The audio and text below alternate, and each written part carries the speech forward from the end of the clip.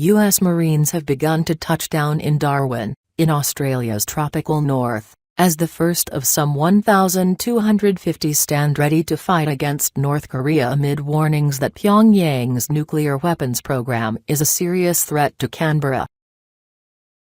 The deployment will see the largest U.S. aircraft contingent to Australia in peacetime history, Reuters reports, adding that the 25-year annual deployment program was launched by former U.S. President Barack Obama back in 2011 as part of America's pivot to Asia. During the 6-month deployment, U.S. Marines will conduct exercises with Australian troops and will also visit Chinese forces. The U.S. Marines' arrival comes as Australia's Foreign Minister Julie Bishop voiced mounting concerns over North Korea's nuclear activities. Pyongyang is striving for nuclear weapons and has a clear ambition to develop an intercontinental ballistic missile capable of carrying a nuclear payload as far as the U.S., Bishop said.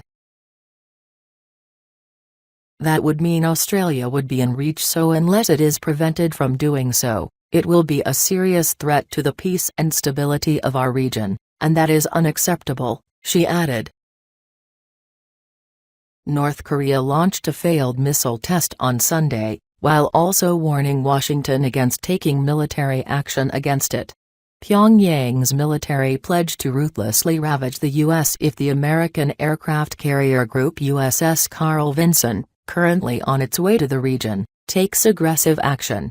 In Darwin, Marine Commander Lieutenant Colonel Brian Middleton said the 13 aircraft, including tilt-rotor Ospreys, Super Cobra helicopters and Huey helicopters, triple the number of aircraft in past deployments, signaling a tangible kind of sign of our commitment to the region and to this partnership. Regardless, I think it is just a good move any time we can strengthen the long-standing partnership and alliance between our two countries. We stand ready to fight and win the night always, he noted, as cited by Reuters. I think that the commitment that we've taken to put a task force here with a conversation to get larger over the years says that we do think this is an important region. China's foreign minister warned last week that an armed conflict with North Korea may break out at any moment, urging Washington and Pyongyang to tone down their hawkish rhetoric and realize the price to pay for both sides if a new Korean war were to start. The warning came amid U.S. military drills near the Korean peninsula and the deployment of the American THAAD anti-missile system to South Korea. While U.S. President Donald Trump is threatening to take care of the North Korean problem, Pyongyang says it is ready to repel any military action. China, North Korea's close ally and main trading partner, does this not welcome Pyongyang's nuclear program, but advocates finding a political solution to the crisis. Russia, which also shares a land border with the reclusive state, expressed deep concern over the mounting tensions on the Korean peninsula. U.S. runs out of patience. U.S. Vice President Mike Pence recently announced the end of strategic patience towards Pyongyang, adding that all options are on the table. On Thursday, U.S. intelligence officials told NBC that the U.S. has sent 2 destroyers capable of launching Tomahawk cruise missiles in the region, with one just 300 miles, some 480 kilometers, from the North Korean nuclear test site.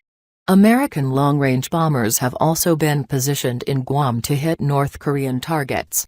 North Korea warned on Tuesday it would retaliate if the U.S. dares opt for a military action or any other type of aggression with all means available.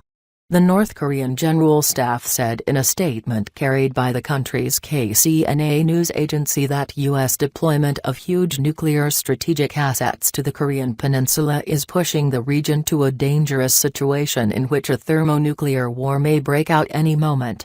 On Monday, the country's envoy to the UN echoed that statement, also warning of a nuclear war that may follow America's military buildup.